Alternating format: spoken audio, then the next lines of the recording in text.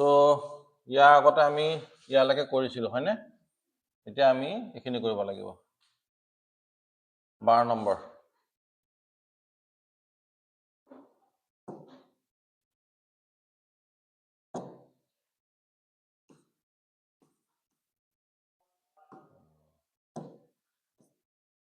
আৰে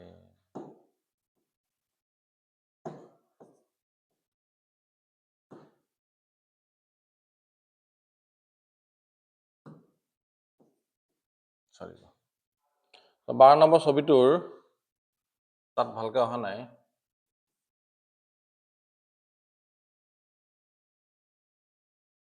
এই আচ্ছাদিত অংশৰ এইখিনি আচ্ছাদিত অংশ হৈছে এই জেগাখিনি কালি উলিয়াই দিব লাগে এই জেগাখিনি কালি উলিয়াবলৈ হ'লে আমি কি কি কথা লক্ষ্য কৰিম চোৱা মোক এই কোণৰ পৰা এই কোণলৈকে ডিষ্টেঞ্চটো কিমান দিয়া আছে 7 চেণ্টিমিটাৰ আৰু এফালে কিমান দিয়া আছে 9 চেণ্টিমিটাৰ এতিয়া চোৱা এইটো এটা বৃত্ত হয় বৃত্তটোৰ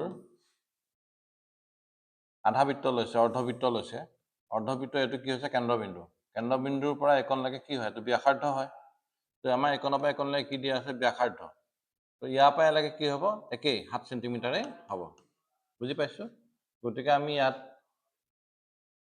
কি কৰিব লাগিব প্ৰথমতে আয়তটো দৈৰ্ঘ্য উলিওৱা দৈৰ্ঘ্য কিমান পাইছোঁ 7 আৰু 7 কিমান হ'ব 14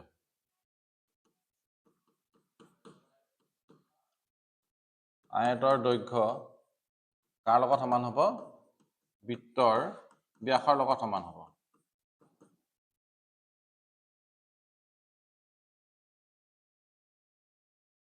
আয়তৰ দৈৰ্ঘ্যটো বৃত্তৰ ব্যাসৰ লগত সমান হ'ব বৃত্তৰ ব্যাস কিমান হ'ব 2r ইয়াতে r মানে কিমান হৈছে 7 চেণ্টিমিটাৰ এতিয়া 2r মানে হ'ব 2 × 7 তাৰ মানে কিমান হ'বগে 14 চেণ্টিমিটাৰ অৰ্থাৎ আয়তৰ দৈৰ্ঘ্যত আমি কিমান পালোঁ 14 চেণ্টিমিটাৰ আয়তৰ প্ৰস্থ দিয়া আছে প্ৰস্থ কিমান দিয়া আছে 9 চেণ্টিমিটাৰ প্ৰস্থ কিমান দিয়া আছে 9 চেণ্টিমিটাৰ এটাকে কালি কিমান হ'বগে 14 লগত কিমান পূৰণ হৈ যাব 9 অৰ্থাৎ দৈৰ্ঘ্য আৰু প্ৰস্থ কি হৈ যাব পূৰণ হৈ যাব তো পূৰণ কৰি দিয়া 9 × 4 = 36 6 7 3 9 × 9 10 11 12 কিমান পালোঁ 126 চেণ্টিমিটাৰ স্কোৱাৰ পালোঁ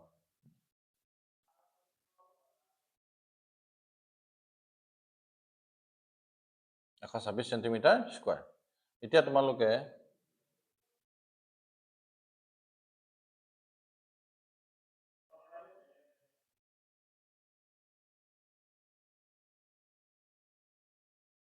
126 চেণ্টিমিটাৰ স্কোৱাৰ পালোঁ এতিয়া তোমালোকে এই গোটেই জায়গাটো পাই গ'লো অৰ্থাৎ এই গোটেই জায়গাটো আমি কালি উলিয়াই ল'লোঁ এই কালিটো উলিওৱাৰ পিছত আমি এই বৃত্তটো কালি কিমান আছে উলিয়াব লাগিব বৃত্তৰ কালি কি বৃত্ত এইটো অৰ্ধবৃত্তৰ কালি ফৰ্মুলা কি আছিলে পাই r স্কোৱাৰ অৰ্ধবৃত্ত মানে আধা গতিকে কি ল'ম ইয়াৰ আধা ল'ম আধা পাই মানে হৈছে কিমান 22 তলত 7 23 নিচিনা হৈ গৈছে দেখি 22 তলত কিমান হৈ গ'ল 7 ইনটু r মানে কি আছিলে r মানে হৈছে ব্যাসাৰ্ধ স্কোৱাৰ মানে কি আছে দুটা ব্যাসাৰ্ধ কেইটা হ'বগে দুটা হ'ব গতিকে তুমি হাতেদি হাতক কাটি দিয়া 2 12 কাটি দিয়া কিমান বা যাব 11 পূৰণ কৰি দিয়া 11 পূৰণ 7 থাকিলে কিমান থাকিলেগে 77 চেণ্টিমিটাৰ স্কোৱাৰ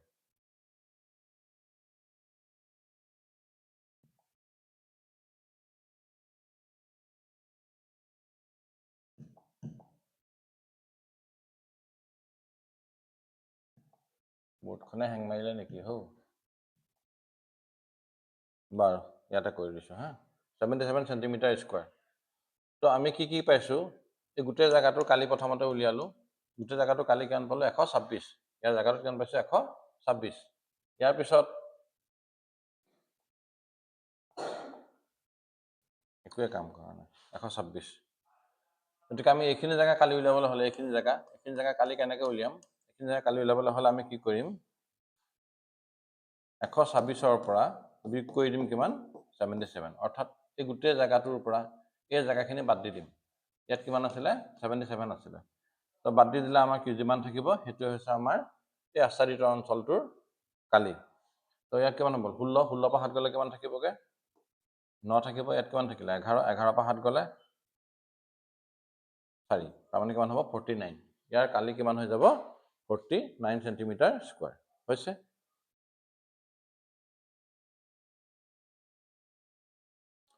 নেক্সট চোৱা বি ইয়াত এনেকৈ এটা চিত্ৰ দিছে তাৰ মাজত আৰু এটা চিত্ৰ দিছে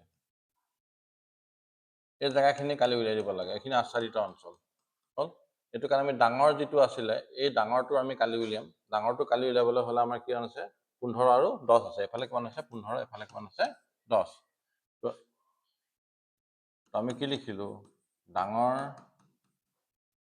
আয়তৰ কালি কিমান হ'ব 15 পূৰণ 10 অৰ্থাৎ দৈৰ্ঘ্য পূৰণ প্ৰস্থ এই দুটা পূৰণ কৰি দিলে আমি কিমান পাই যাম 150 সেন্টিমিটাৰ স্কয়াৰ তো ডাঙৰ আয়তৰ কালি পাই গ'লো এতিয়া ভিতৰত কি আছে ভিতৰত চোৱা 7 7 কে আছে তাৰমানে সব ফালে 7 7 এটো কি হৈ যাব বৰ্গ হৈ যাব তো ডাঙৰটো শব্দ লিখিবই নালাগিছিল মই দুটা আয়ত আছে বুলি ভাবিছিলো কি হ'ব আয়তৰ কালি হলে হৈ গ'ল আৰু বৰ্গৰ কালি কিমান হ'ব এফালে 7 আছিলে এফালেও 7 আছে এফালেও 7 এফালেও 7 অৰ্থাৎ দুটা সাইড পূৰণ কৰি দিবা 7 7 গুণ কিমান হ'বগে কিমান হ'ব 49 49 এটা এই অঞ্চলটো কালি উলাবলৈ হলে জায়গাটো কালি উলাবলৈ হলে কি কৰিব লাগিব বিয়োগ কৰিব লাগিব আমি কি লিখিম আচ্ছাদিত অংশৰ কালি সুধিছে আচ্ছাদিত অংশৰ কালি আচ্ছাদিত অংশ কালি কিমান হ'ব 150 পাই 49 টো আমি বিয়োগ কৰি দিম কিমান থাকিব 10 পৰা 9 গ'লে 1 থাকিব এফালে 0 হৈ গ'ল এফালে 101 সেন্টিমিটাৰ স্কয়াৰ তো বি নম্বৰ কোৱেশ্চন হৈ গ'ল সি নম্বৰলৈ আহা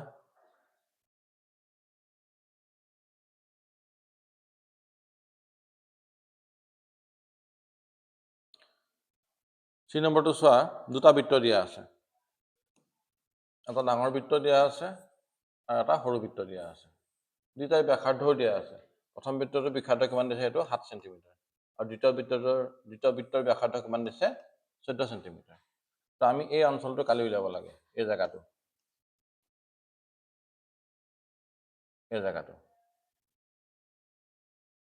একেবাৰে সহজ উপায় ডাঙৰ বৃত্তটো প্ৰথমতে কালি উলিয়াই লওঁ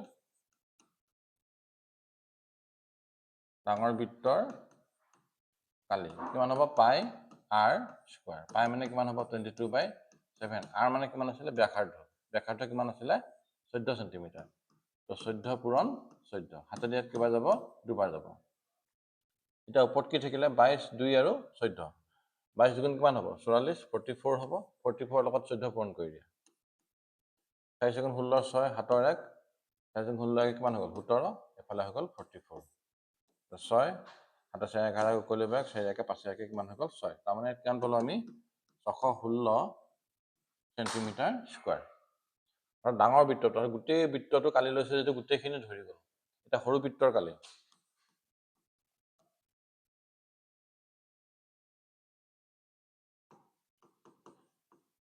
সৰু বৃত্তৰ কালি একে ফৰ্মুলা হ'ব পাই r স্কয়াৰ গতিকে আমি দ্বিতীয়বাৰ নিলিখো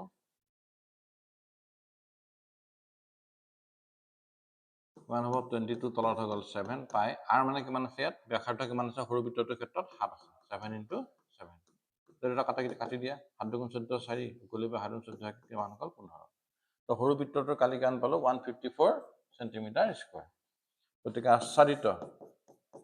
আচ্ছাদিত মানে যিখিনি জায়গাত এই আসমা আছে আচ্ছাদিত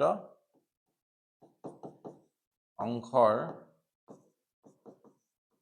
কালি কি কৰিব লাগিব বিয়োগ কৰি দিব লাগিব 616 পৰা 154 টো বিয়োগ কৰি দিবা 6 পৰা 4 গ'লে কিমান থাকিবগে 2 থাকিব ইয়াক ধাৰ কৰিলো ধাৰ কৰিলে কিমান হৈ গ'ল 11 11 5 গ'লে কিমান থাকিবগে 6 ইয়াত কিমান থাকিলে 5 5 পৰা 1 গ'লে কিমান থাকিবগে 4 462 সেন্টিমিটাৰ স্কয়াৰ এটো হৈছে তোমাৰ এইখিনি জায়গাখিনিৰ কালি তাৰ পিছৰটো চোৱা অপচন কিমান ডি কোৱেশ্চন নম্বৰ ডি ডিটোত কি আছে এটা ট্ৰেপিজিয়াম আছে আৰু ভিতৰত এটা বৃত্ত আছে তো ডি নম্বৰত এটা ট্ৰেপিজিয়াম আছে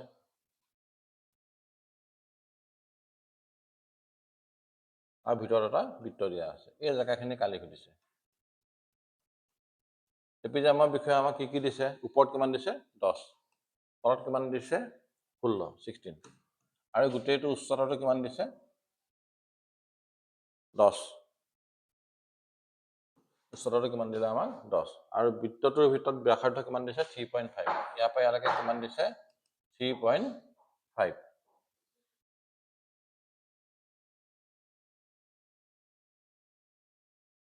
এতিয়া তুমি প্ৰথমতে ট্ৰেপিজিয়ামটো কালি উলিওৱা।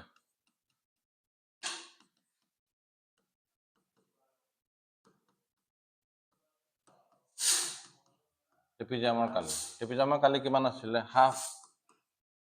সমান্তৰাল বাহু দুডালৰ সমষ্টি 10 + 16, আৰু পূৰণ কি হ'ব? উচ্চতা কিমান আছিলে? 10।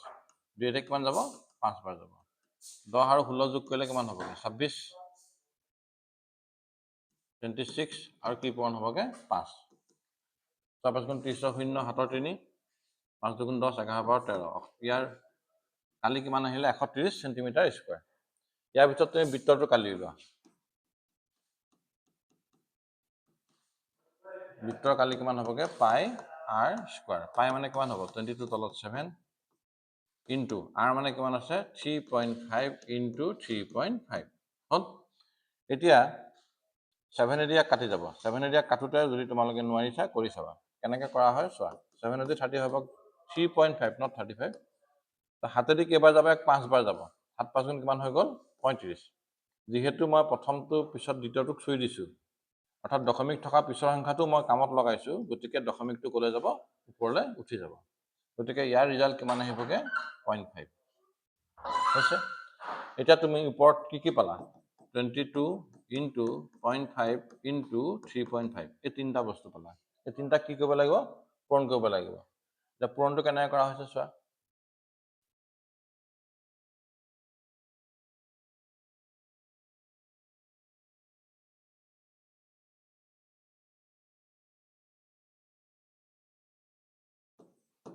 থ্ৰী 3.5 আৰু 0.5 প্ৰথমতে পূৰণ কৰি লোৱা। 5 × 25 = 5, কিমান হ'ব? 7 × 2, 5 × 15 = 16, 17।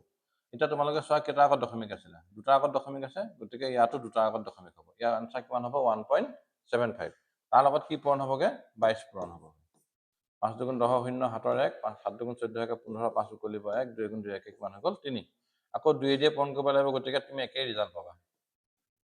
0, 5, 5 × 3 = 8, কিমান হৈ গ'ল? 3।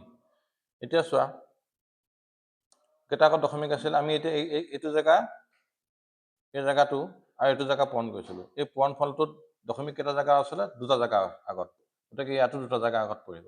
কিমান হ'বগৈ? 38.50 চেণ্টিমিটাৰ স্কুৱাৰ। এইটো কিহৰ কালি আহিলে? বৃত্তৰ কালি। এইটো কিহৰ কালি? ট্ৰেপিজিয়ামৰ কালি। তো আচ্ছাদিত অংশৰ কালি উলিয়াবলৈ হ'লে কি কৰিব লাগিব?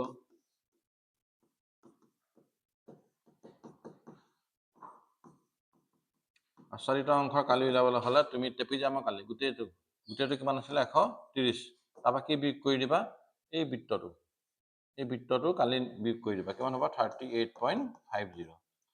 তো এতিয়া বিয়োগ কৰাৰ সময়ত সৰু সৰু কথা কিছুমান লক্ষ্য কৰিব হ'ব দেই। 130 আছে, তাৰপৰা কিমান বিয়োগ কৰিব লাগে? 38.50। তোমালোকে চোৱা 130 ক'তো দশমিক নাই। যদি ক'তো দশমিক নাই তেনেহ'লে ক'ত আছে? শেষত আছে। তো 38 ইয়াত বহিব, এইফালে দুটা 0 হৈ যাব, এইফালে 50 বহিব। বিয়োগ কৰোঁতে সাৱধান দশমিকৰ ক্ষেত্ৰত, সেইকাৰণে মই অকণ কৰি বুজাই আছোঁ তোমালোকক। এতিয়া তুমি নৰ্মেলি যেনেকৈ বিয়োগ কৰা তেনেকৈ কৰিলে হৈ গ'ল। পইণ্টটোৰ কথা ভাবিব নালাগে। তো 3 পৰা ইয়ালৈ ধাৰ কৰিলে কিমান হৈ গ'ল? 10। ইয়াৰ পৰা ধাৰ কৰিলে কিমান হৈ গ'ল? 10। ইয়ালৈ ধাৰ কৰিলে কিমান হৈ গ'ল? 10। কিন্তু আমাৰ ধাৰ কৰিব দৰকাৰ নাই। 0 পৰা 0 গ'লে কিমান থাকিবগৈ? 0। ইয়াত কিমান আছিলে? ধাৰ কৰি পেলাই 10 পাইছিলোঁ। 10 পৰা 5 গ'লে কিমান থাকিবগৈ? 5। ইয়াত কিমান থাকিলে? ইয়াত থাকিলে 9। 9 পৰা 8 গ'লে কিমান থাকিবগৈ? 1। ইয়াৰ পৰা ধাৰ কৰি লৈ গৈছিলোঁ, গতিকে ইয়াত 2 আছে, গতিকে আমি ইয়াৰ পৰা ধাৰ কৰি দিম। কিমান হৈ যাব? 12। 12 পৰা 3 গ'লে কিমান থাকিবগৈ? 9। তো ইয়াৰ আনচাৰ আহিব 91.50 চেণ্টিমিটাৰ স্কুৱাৰ। তো এই গোটেই অংকটোত তোমালোকে দশমিকৰ হৰণ এটা বুজি পাইছা, দশমিকৰ পূৰণ বুজি পালা, আৰু দশমিকৰ বিয়োগ বুজি পালা। তো গোটেইখিনি কথা ইয়াতে তিনিটা কথাই বহুত ইম্পৰ্টেণ্ট দেই। এইটো দশমিকৰ হৰণ, এইটো দশমিকৰ পূৰণ, আৰু দশমিকৰ বিয়োগ। ঠিক আছে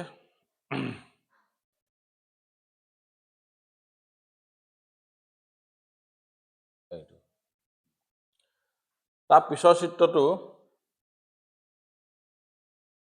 দুটা বৃত্ত দিয়া আছিলে এইটো তোমালোকে নিজে ঘৰত কৰিবা মই বুজাইহে দিছো অকল হা এনেকৈ আছে প্ৰথম বৃত্তটো ডাঙৰ বৃত্তটোৰ ক্ষেত্ৰত এইটো কেন্দ্ৰত আছে এইটো ব্যাসাৰ্ধ গতিকে ইয়াৰ কিমান হৈছে 21 ডাঙৰ বৃত্তটোৰ ক্ষেত্ৰত r কিমান হ'বগে 21 আৰু এই সৰু বৃত্তটো কেন্দ্ৰটো ইয়াত আছে আৰু তাৰ ব্যাসাৰ্ধ কিমান কৈছে 14 এডাল হৈছে 14 তোমালোকে ডাঙৰ বৃত্তটো যদি কালি উলিয়া মই কৰি দিছো দিয়া ডাঙৰ বৃত্তটো কালি কিমান হ'বগে ৰাফলি কৰি দিছো পাই r স্কয়াৰ ফৰ্মুলা গতিকে ডাঙৰ বৃত্তটোৰ ক্ষেত্ৰত 22/7 r মানে কিমান হ'বগে 21 * 21 হৈ গ'ল হাতে দিয়া কেইবাৰ যাব তিনিবাৰ যাব গোটেইকেইটা পূৰণ কৰিবা কিবা এটা পাবা তুমি হ'ল একেদৰে সৰু বৃত্তটো উলিয়াবা সৰু বৃত্তটোৰ ক্ষেত্ৰত কি হ'ব 22/7 ব্যাসাৰ্ধ কিমান আছে ইয়াত 14 গতিকে 14 * 14 14 আৰু 14 দুবাৰ কিয় বহাইছো কাৰণ r স্কয়াৰ r ব্যাসাৰ্ধ স্কয়াৰ আছে মানে দুবাৰ আছে গতিকে তুমি দুবাৰ লিখিবা তাৰপিছত হাতে দিয়া কিবা যাব দুবাৰ এইটো এইটো আৰু এইটো পূৰণ কৰি কিবা এটা পাবা এইটো পা এইটো মাইনাস কৰি দিবা এই জায়গাটোৰ পৰা এইটো জায়গা মাইনাস কৰি দিবা তেতিয়াহ'লে তুমি এই জায়গাটো পাই যাবা এই জায়গাটোৰ কথা তোমাক সুধিছে হৈছে